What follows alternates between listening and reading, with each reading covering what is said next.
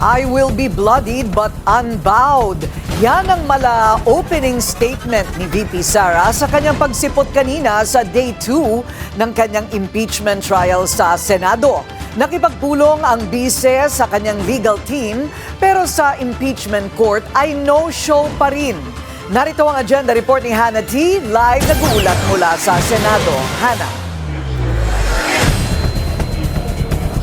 Corina, matutuloy na nga ba ang bloodbath na gusto ni VP Sara? Sa parehong araw kasi ng pagsulpot niya dito sa Senado, sinundan yan ng mainit na talakayan pagdating sa kauna-unahang testigo sa kanyang impeachment trial. Dumating si VP Sara sa Senado sa Day 2 ng impeachment trial, pero hindi siya dumalo sa paglilitis. Bandang alas 12 ng tanghali kanina, pagdating sa lobby ng Senate premises, dumiretso siya sa holding room ng defense team at saka panandaliang hinarap ang media. Dito na siya nag-iwan ng maikli pero matapang na pahayag. My statement is, in this bloodbath and bludgeoning, I will be blooded but unbowed. Agara na siyang lumipat ng kwarto na naging dahilan ng panandaliang komosyon sa media sa hallway ng Senado.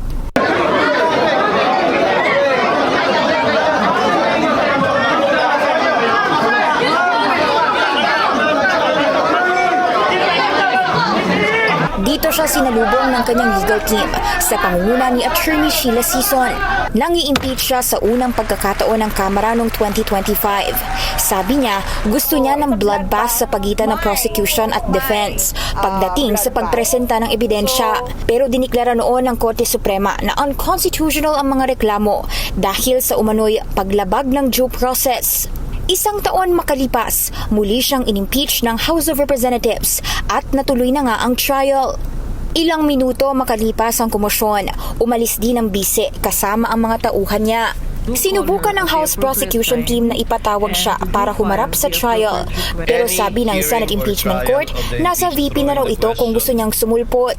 Isinalang na sa Day 2 ng trial ang unang testigo laban sa bise na mula sa panig ng National Bureau of Investigation. Kaugnay ito ng Article 4 o ang reklamo kaugnay ng umano'y assassination plot ni VP Sara laban kina PBBM, First Lady Liza at dating House Speaker Martin Romualdez. No joke. Ito ay nakatatak na sa kasaysayan ng ating bansa bilang unang pagkakataon na ang isang vice-presidente ay nakipagkontrata sa isang mamamatay tao upang patayin no less than the presidents of the Republic of the Philippines. Ang NBI ay dati na rin nag-authenticate ng video ni VP Sara at sinabing wala itong senyales ng manipulation o artificial intelligence, kaya't naharap sa reklamong grave threats and inciting to sedition ang bise.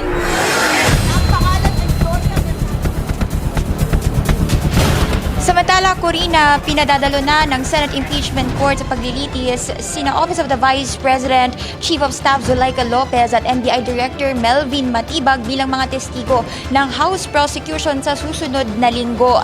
Hiniling kasi ng House Prosecution na maipag-utos yung kanilang pagdalo sa pagdinig mula July 13 hanggang 15 dahil mahalaga raw yung kanilang mga testimonya kaugnay sa Article 4 ng impeachment complaint na nilalaman nga yung umano'y assassination plot laban sa first couple at kay dating Speaker Romualdez. Si Lopez, yung Chief of Staff ng VP na nasa House custody noong November 2024 at kung matatandaan natin, Corina, nang magtungo roon si VP Sara at magsagawa ng viral online press conference, doon niya inilabas yung kanyang mga pahayag na ngayon ay nakasalang doon nga sa Article 4. Nakadetine kasi noon si Lopez matapos siyang ma-cite in contempt ng House Committee na nagsisiyasat sa umano'y misuse of confidential funds at paglipat niya sa Women's Correctional Facility na isa sa mga naging dahilan ng pagpunta ni VP Sara sa House of Representatives. Ayon doon sa prosecution, mahalaga raw yung testimonya ni na Lopez at Matibag para maipatatag o matatag pa, mas maging matatag itong paratang sa ilalim ng Article 4 ng impeachment complaint. Balik sa iyo, Corina. So Hana, ano ang maaasahan nating dami ng araw na kanilang ilalaan para dito sa Article 4 o yung unang Article of Impeachment na kanilang tinatalakay ngayon? Corina, pagdating doon sa number of trial days, inaasahan kasi natin the entire impeachment trial will last about 92 days, which is about 7 to 8 months dahil isasalang yung trial itself ng 3 times a week. Pagdating dito sa Article 4, doon sa huli nating monitoring, nasa humigit kumulang 2 linggo ang pagsalang nitong Article 4 when it comes to the alleged assassination plot, grave threats, and inciting to sedition sa laban doon sa first couple at kay dating Speaker Martin Romualdez. This may stretch up until the last week of July. Depende yan sa magiging takbo ng trial at kung maghihiling itong House prosecution ng karagdagang witnesses. Magkabilang din dito yung hiling ng defense team niya.